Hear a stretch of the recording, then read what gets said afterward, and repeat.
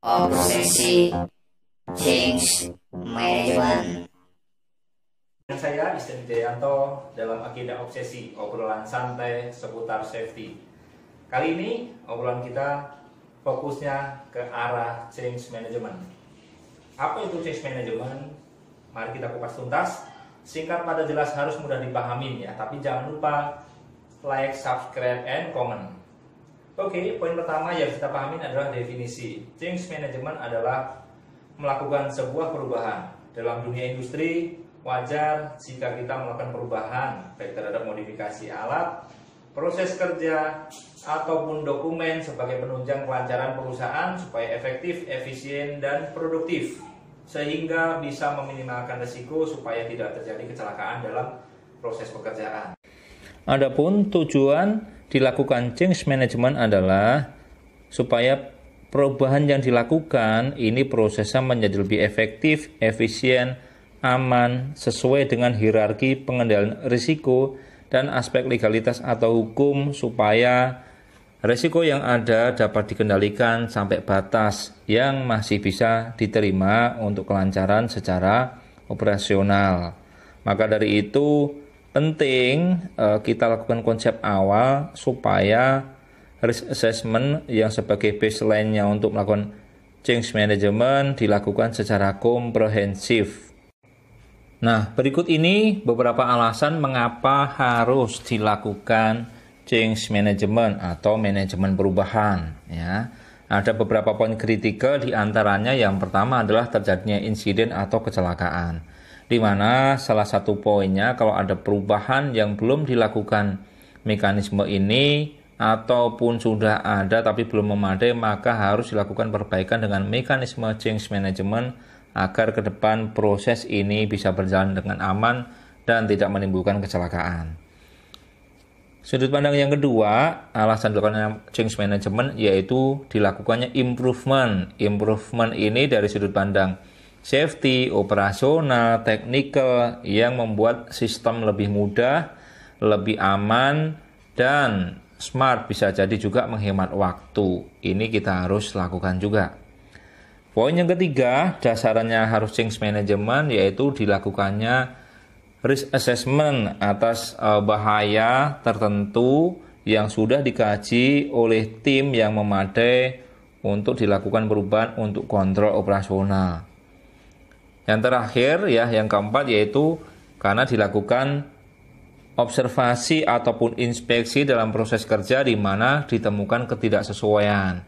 Sehingga untuk menjamin proses berjalan dilakukan dengan aman, muncullah rekomendasi tindakan perbaikan melalui mekanisme change management agar perubahan yang ada dapat menjadi kontrol operasional yang memadai untuk menjaga kelangsungan bisnis, tetapi tetap sesuai dengan pakem risk assessment dan aspek legal supaya dapat dipertanggungjawabkan dari sisi teknikal, operasional, dan juga regulasi secara hukum, baik perundangan nasional ataupun aturan kita secara sistematis ataupun regulasi dari customer atau klien kita.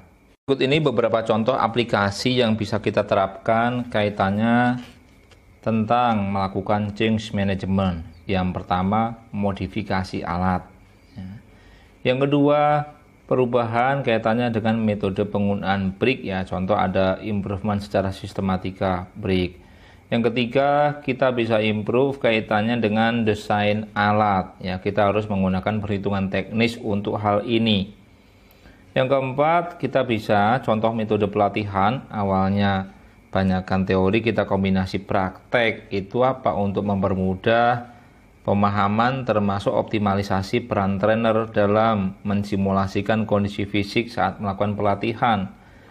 Contoh yang terakhir, kita bisa menggunakan bahan kimia, kita ganti dari bahan A menjadi bahan B yang lebih ramah lingkungan supaya bisa memenuhi regulasi.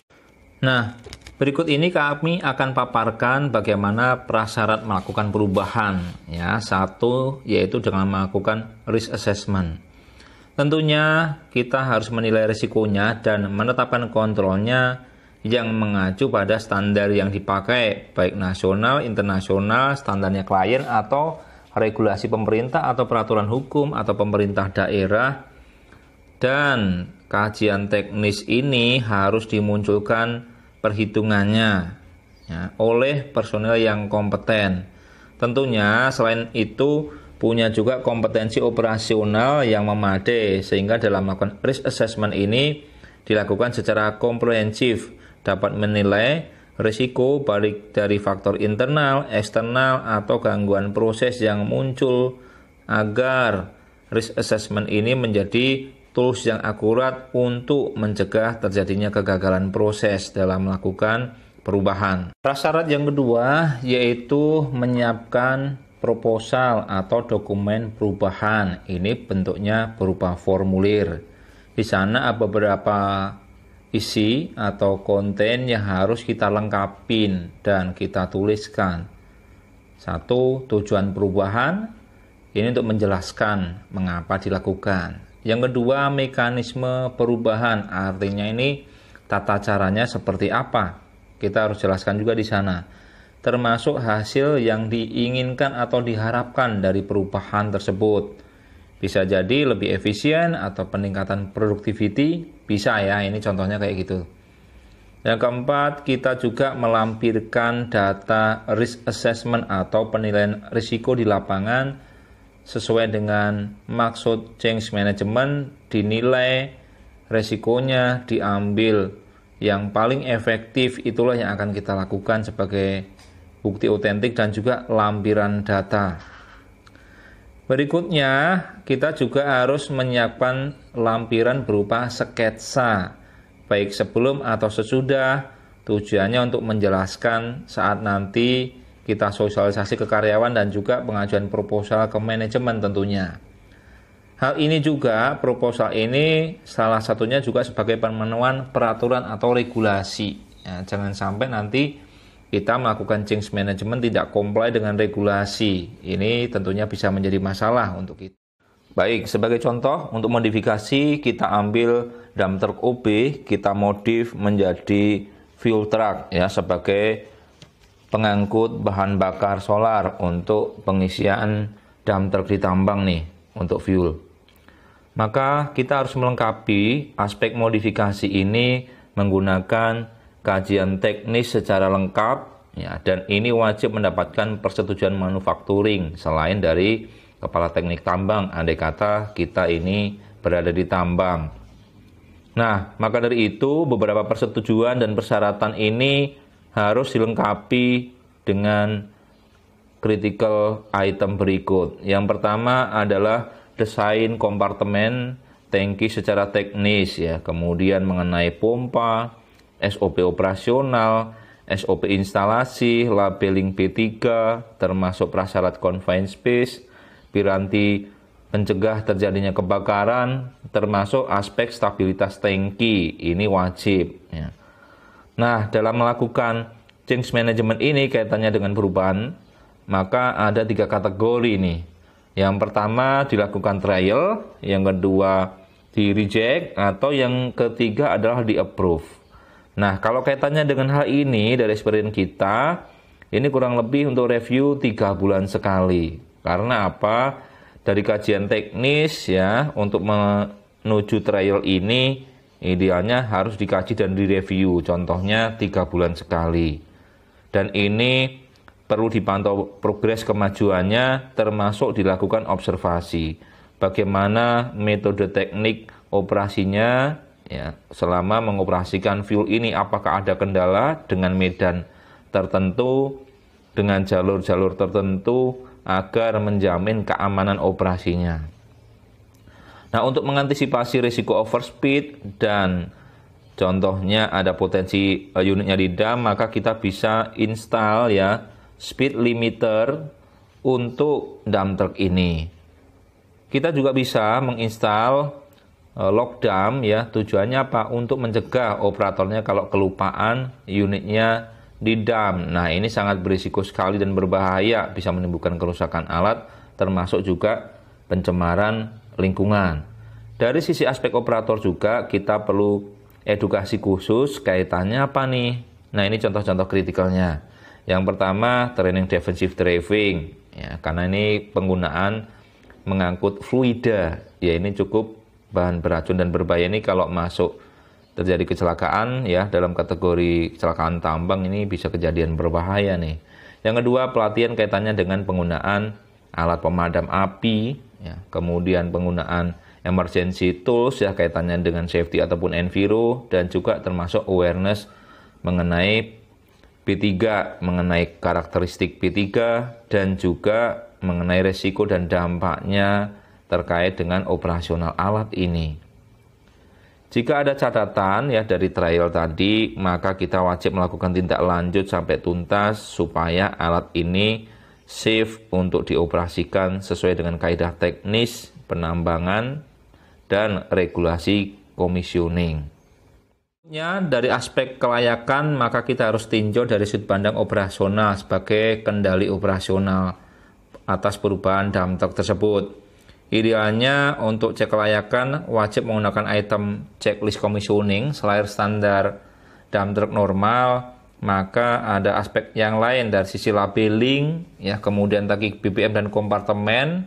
Untuk fuel truck termasuk manhole, ya, sebagai akses ruang terbatas itu harus dikaji, termasuk fasilitas pencegah tumpahan atau emergency spill.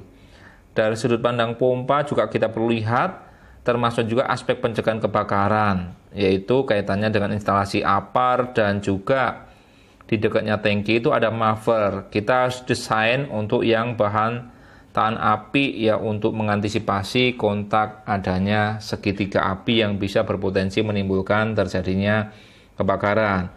Commissioning ini dilakukan oleh personel yang kompeten dari sudut pandang maintenance, teknis operasional alat, dan juga dari aspek safety agar komprehensif. Selanjutnya, kita harus melakukan kontrol atau pengawasan terhadap perubahan atau change management yang sudah kita lakukan tadi. Berikut diantaranya. Yang pertama, kita wajib melakukan edukasi atau pelatihan terhadap operator fuel truck, ya, atau termasuk juga helpernya atau pendampingnya. Kita juga wajib melakukan sosialisasi terhadap seluruh pengguna fuel truck, ya, pengawasnya, supaya bisa berjalan dengan aman sesuai dengan harapan, termasuk pihak lain yang ada hubungannya dengan perubahan. Contoh dari sudut pandang aspek maintenance-nya, ya. Tidak lupa pula untuk pengawasan atau supervisi untuk meningkatkan kepedulian dan kontrol keselamatan, maka kita bisa lakukan observasi perilaku selama mengemudi dan juga kita melakukan inspeksi rutin, ya, kaitannya dengan kebersihan kabin contoh, ya. Kemudian inspeksi kaitannya dengan housekeeping secara umum, ya, jangan sampai nanti terjadi kebocoran ataupun tumpahan. Idealnya juga kaitannya ini bisa menggunakan checklist tertentu untuk QA saat servis memasuki area workshop. Dari aspek sistem safety, maka kita harus melakukan dokumen kontrol berupa menyimpan catatan perubahan yang sudah di-approve, ya. Ini idealnya harus didokumentasikan secara hard copy ataupun soft copy dan dibuat registernya supaya sistematis. Kalaupun nanti suatu saat ada perubahan lagi, maka kita sudah ada, ya, mencantumkan dasar perubahannya dengan alasan apa, supaya sebagai pemenuhan terhadap sistem yang kaitannya dengan mengelola perubahan supaya clear dan bisa sistematis. Nah, yang terakhir, kita juga harus melakukan evaluasi atas perubahan yang sudah berjalan guna menilai efektivitas pengendalian risikonya, apakah metode kerja yang sudah ditetapkan dan kontrolnya sudah memadai.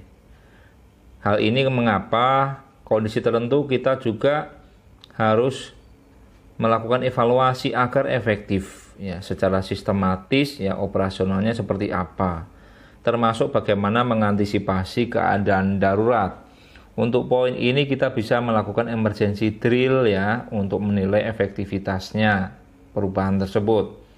Gunakan formulir evaluasi supaya feedback yang ada selama audit perubahan ini bisa memberikan masukan untuk menjadi program improvement yang berkelanjutan agar change management perubahan ini bisa dikendalikan sampai batas risiko yang masih bisa diterima.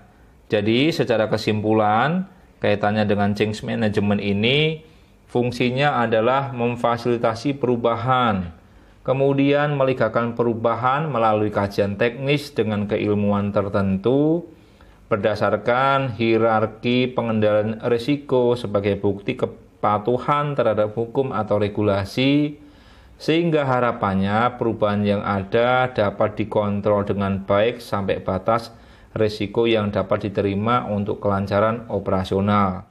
Nah, itulah teman-teman sekelumit tentang change management. Ya, kita berharap semua perubahan terdokumentasi, tersistematis, terkomunikasikan sehingga mencegah kegagalan proses. Ya, keep safety, walk safely, dan semangat pagi.